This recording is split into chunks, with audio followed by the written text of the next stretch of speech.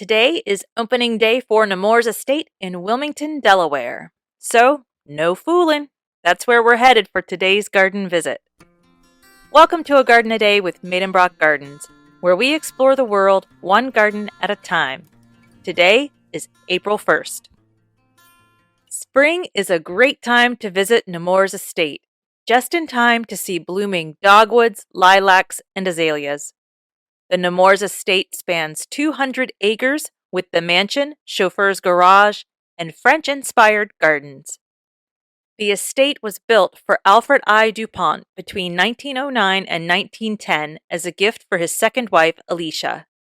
He named the estate Nemours after the DuPont ancestral home in France. The mansion was built to resemble a French chateau in the Louis XVI style of French architecture, or what is often called French neoclassical. The completed mansion has 77 rooms on 4 floors and covers 47,000 square feet. The grounds of the estate are gated. One pair of gates once belonged to Catherine the Great's estate. The other came from Wimbledon Manor outside London. To complement the mansion, the gardens were also designed with French influence. The design was inspired by the gardens surrounding the Petit Trianon at the Palace of Versailles. Nemours Estate Garden is the largest French formal garden in all of North America. From the mansion's facade, the garden's central axis extends 1/3 of a mile. This area is known as the Long Walk. The formal gardens span about 15 acres, with the remaining 185 acres of the estate including a mix of woodlands and meadows. There are several named garden areas, including a garden maze of arborvitae and Japanese barberry, and a 1-acre large reflecting pool with 157 water jets. There are 4 statues at the corners of the reflecting pool representing the 4 seasons. There's a French parterre garden with boxwood edging and a statue of a fawn at its center. Annuals fill the garden with color. The sunken garden was added later and was designed by Alfred's son, also named Alfred, who was a classically trained architect. The sunken garden is closed for renovations now, but is expected to reopen in 2027. The Temple of Love, with a statue of Diana the Huntress from 1780, is located at the end of the garden. It's flanked by large beds of canna lilies. The rather large colonnade was built as a memorial to the first DuPont to immigrate to America, Pierre Samuel DuPont de Nemours, and his son, Eleuthère Irénée DuPont, the founder of the DuPont Company. The original greenhouse, built when the house was constructed, is still on site and still in use. There are 7 ponds known as the upper and lower ponds. They provide beauty and habitat for herons, ducks, and songbirds. There's also a carillon tower on the property.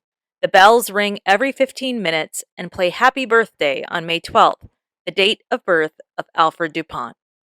The DuPont family cemetery is located at the tower. There are a few interesting things and some fun things to look for when you visit.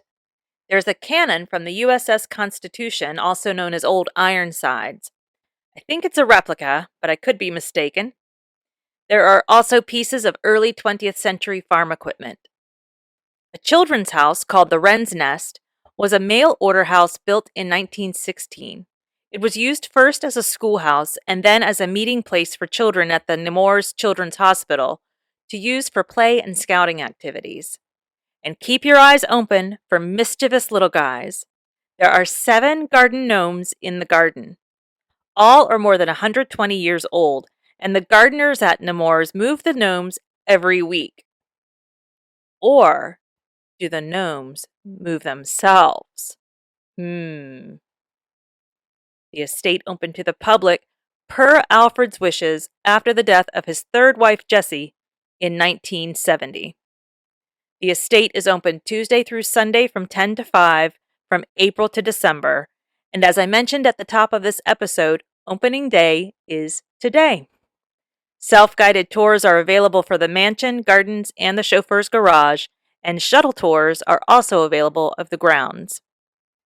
Alfred DuPont once wrote, I am a great believer in the principle advocated by all sane physicians, and that is that there is but one physician of any merit, and that is old Dame Nature. And that is a good way to end this garden visit.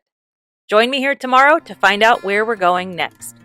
If you haven't done so yet, I invite you to subscribe to the show and leave us a review. I really appreciate all your support, and it helps others find the show too. Thank you for listening. That's about it. If all goes well, I'll be right back here tomorrow. See you then.